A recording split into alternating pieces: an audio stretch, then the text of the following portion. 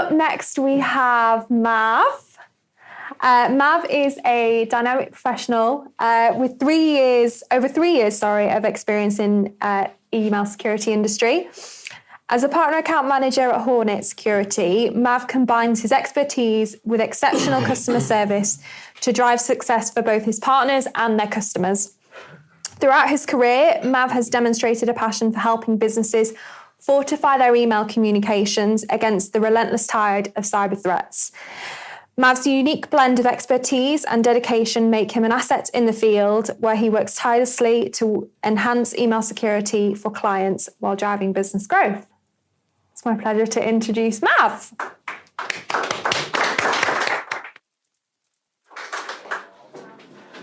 That was quite a speed. I don't know if I'm that good, but you've definitely set the tone, but thank you. I'm guessing just click on the share. Yeah. Okay, fantastic. Hi, guys. Again, Mav Bains from Hornet Security. Nice to meet you all. Glad to be here. So, yeah, look, I'm here today to talk about email security. So I'm sure everybody in this room has either got some form of third-party solution or potentially looking to do it. So hopefully you'll find this very informative. So just to start off, just going to do a quick little quiz, just around the room, just shout out your answers. Whoever gets the closest or gets the number spot on wins a little prize. So I've got some little racing cars with me today. Actually, they're quite cool. They can climb up ceilings, walls. So you'll have a bit of fun in the office, I'm sure.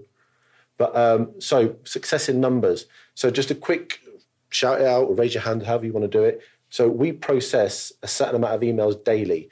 What do you reckon that number is? How many emails do you reckon Hornet Security process on a daily basis? 12 million. Pardon? 12 million. 12 million? 200 million? 2.5? 56 million? Is that it? Is that it from everyone? 10 million. Anything less you ain't doing your job. Okay, well, we process 80 million emails daily. So that just kind of shows a scale of what we actually do here at Hornet Security. So I've got a racing car for you, so at the end I'll grab that. And the next one, how many emails do we store? So just again, quick raise a hand or just shout it out. How many emails do you reckon we store here at Hornet Security?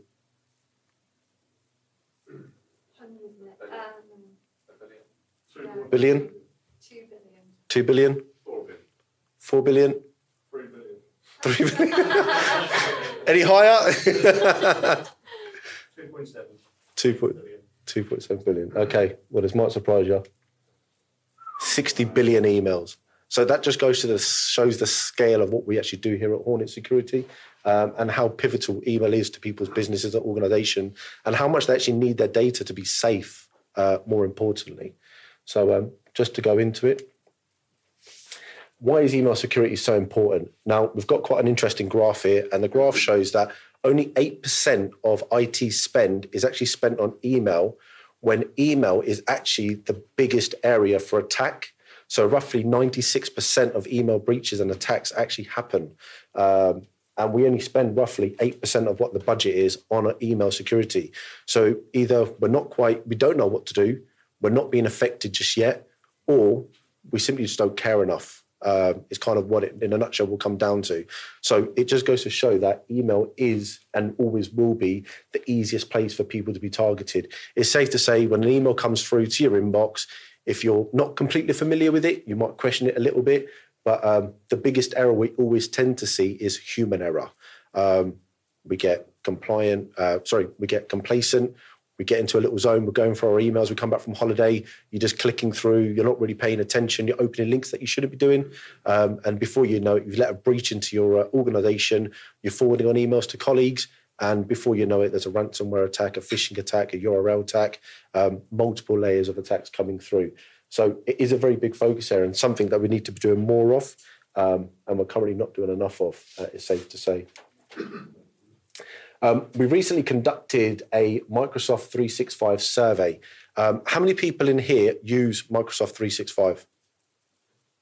Okay, fantastic. And how many people have got a third-party solution on top of the Microsoft 365? Okay, good. Okay, good. But it just goes to show. So it's safe to say that everybody else potentially could be vulnerable to the other risks that are out there by not having that additional layer of security on top of your M365 backup. One of the reasons we've done this is because we actually had a huge spike in calls from customers that were using 365 and partners and saying, listen, look, we need to apply another layer of security on top. So I have a survey of 420 businesses using Office 365. 25% of them reported a recent security breach.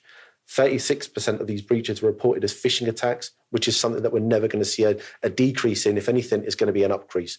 And that number is always significantly increasing. 50% of 365 users use a third-party solution to make sure their inboxes are secure. So again, whether that's Hornet Security or somebody else, you've got something in place to make sure that when those emails are being filtered into your organization, that they are protected. There isn't anything malicious or anything detrimental that get into your organization. And 80%, done that, 82% that uses third-party solutions. So again, it was a very interesting survey, and it just goes to show that these numbers are always increasing. They are always going up, and there's definitely no sign of them decreasing.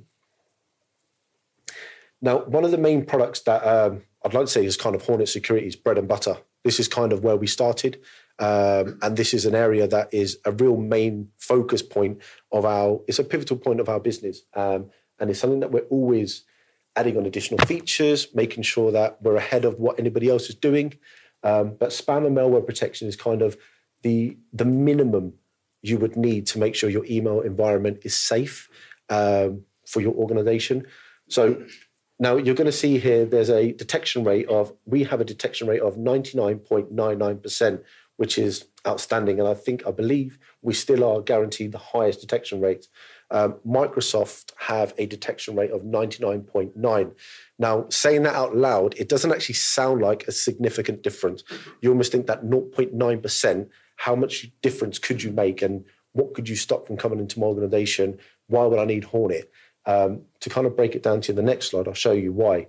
But the good thing with our malware is the filters are up to date, and we're continuously, weekly, monthly, annually, adding on additional features, updating and making sure that we're staying ahead of what we see. Incoming and outgoing emails are automatically scanned for malicious URLs. Again, as I talked about earlier, human error is our biggest problem. Just clicking on stuff that we're not aware of or we don't know what else to do with, opening it up, putting in credentials that we shouldn't be doing, and then unwanted attachments. So it's safe to say when an attachment comes through, you kind of get that itchy finger, you want to click on it, you want to see what it is. But with our filtering and our sandboxing and our spam and malware, if it is malicious, we'll put it into quarantine. We'll put it out the way. We'll send you a report to show you, look, we've just stopped this entering your organization. This could have led to X, Y, and Z, but we've prevented that. And then outgoing emails are checked for spam and viruses to prevent sending malicious emails. So we do it on both sides there. So I mentioned about the detection rates. So on the top here, we have a 99.9% spam detection. So the example we're going to use here is, let's say we're filtering 1 million emails. 10,000 emails get through. Users spend a minute on average looking at a spam email. That works out to be 10,000 minutes, which equates to 167 hours of wasted time, dead time that could be spent on generating or doing something creative or spent elsewhere. But we've spent that time on looking at emails that were irrelevant and that were detrimental to the business. Now, with Hornet Security's 99.99% spam detection, again, the same amount of emails filtered, 1,000 of those get through. Users spend a minute average looking at the spam. That's 1,000 minutes. That's 16 hours and 16.7 hours spent looking at emails they technically shouldn't be looking at, but it's a hell of a lot of a difference between what Microsoft currently offer and what Hornet can offer. So it just goes to show with this detection rate that we have, we do save your business a lot of time, and that time could be spent better elsewhere. So it definitely is a big eye-opener what that additional 0.9% can make. Security Lab, so part of Hornet Security, just to kind of show what we actually detect and what we actually see out there. Now, the interesting things here is 33,000 new email-based threats observed on average daily. That's huge. And again, we won't be the only people out there doing this, but to be able to say that we find 33,000 new threats a day that are looking to target your organizations, your emails, your colleagues, your environment, that's massive. And that's why we do what we do. And then again, ransomware attacks per the hour. 12,000 ransomware attacks per the hour is what we're detecting with our AI-based systems. 361 sophisticated phishing attacks per minute, and 8 multi-vector phone email fraud attacks per minute. Some of the graphs, I won't go into too much detail, but just kind of shows what we're finding. But those are some really scary numbers, and it just goes to show, again, why we need to have that additional layer of security with the spam and malware protection to protect us and to make sure that we're not getting anything coming into our environment that we shouldn't be. Now, as I mentioned earlier, the most popular attacks that we tend to see, phishing. And it's safe to say, I'm sure we've all probably been some sort of subject to a phishing attack, something getting through and needing that additional training to make sure that we know what to look for. But phishing attack is definitely on the rise. URL scans, again, we do everything we can with our spam and malware to filter those out. So if there isn't a malicious link in that email, we will sandbox it, we will filter it, and we will put it in quarantine, advanced free scam, and a lot of others. But the main ones here really to focus on, the most common ones are URL and phishing attacks. And another one, which is actually getting a little bit more popular now, is QR codes. I've got a slide on that, so I'll show you in a second. Advanced threat protection, it's safe to say, goes hand in hand with spam and malware protection. The reason I say that is you kind of can't have one without the other, in a sense. And the reason being is because you've got the AI-based targeted fraud forensic. I don't know if raise a hand. Is anyone familiar with CEO fraud? Yep, fantastic. Yeah, so CEO fraud is huge. It's definitely on the rise, and obviously with the URL links. So again, with our fraud forensic AI-based targeted system, we can prevent that from happening to your organization. Malicious document decryption, real-time alert. So literally the second it happens, you're responded. Comprehensive threats analysis through a sandbox engine. Again, these are some of the main features as to why somebody would have it run alongside the spam and malware to make sure that we're getting everything that is coming through, that anything that could be detrimental.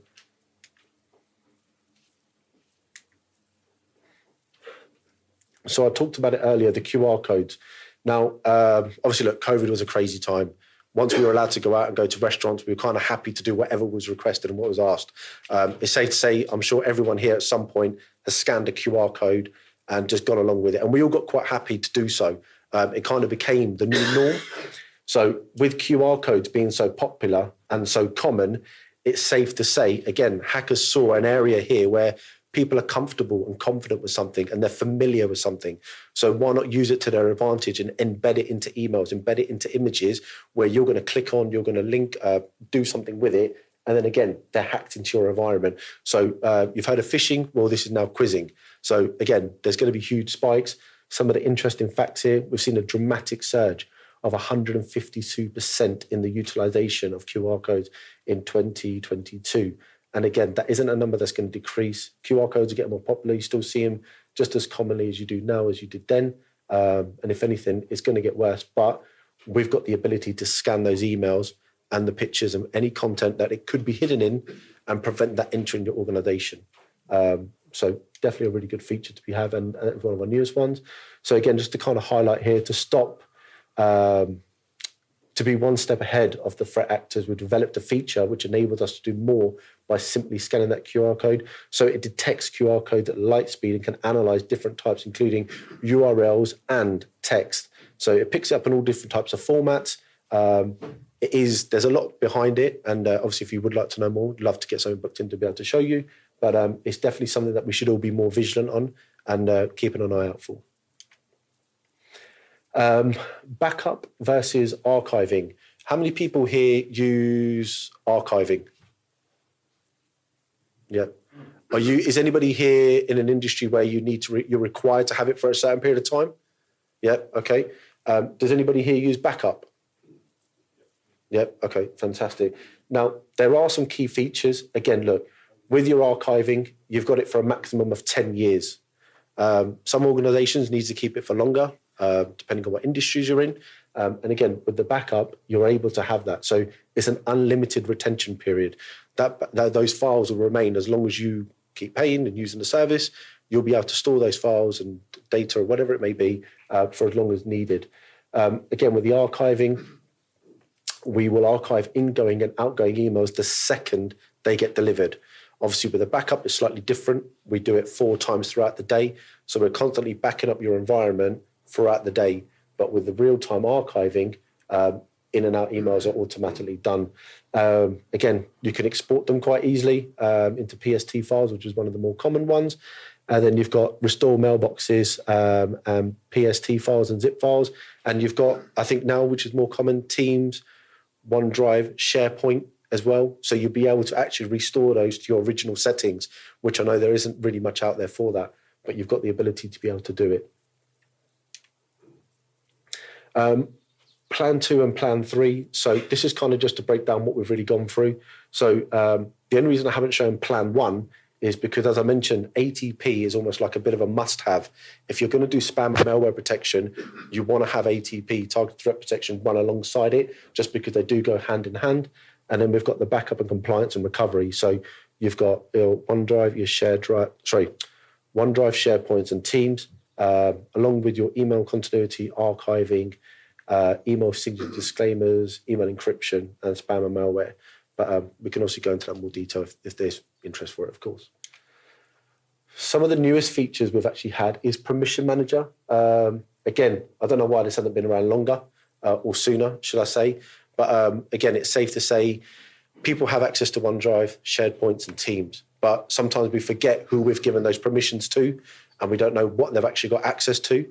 Now, with Permission Manager, you've got the ability to know who's got access to what, when, and where. And in bulk, you can give them access or remove access. So if you haven't got the ability to be able to track it, with the archiving, it allows you to be a lot more compliant. It allows you to do governance compliance, and it's a lot easier. And from a time perspective, you're not having to go through each individual person or everybody. You can do it in bulk. But it's one of our newest features, which has actually taken off massively.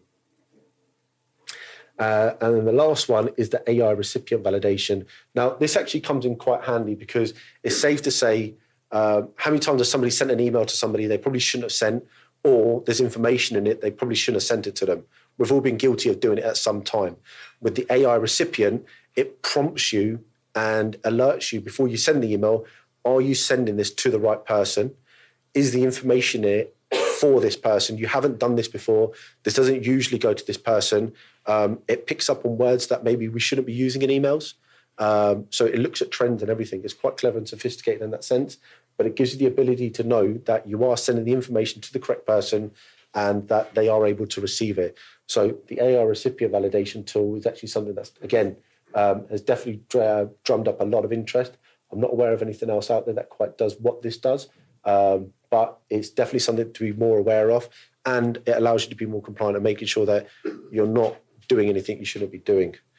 But yeah, that in a nutshell is pretty much it from myself today.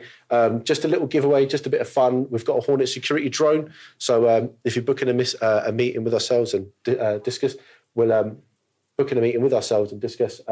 You'll be in the chance for winning a free Hornet Security drone. We'll simply just post it out to you. But yeah, thank you so much for your attention. Appreciate it. Thank you, guys.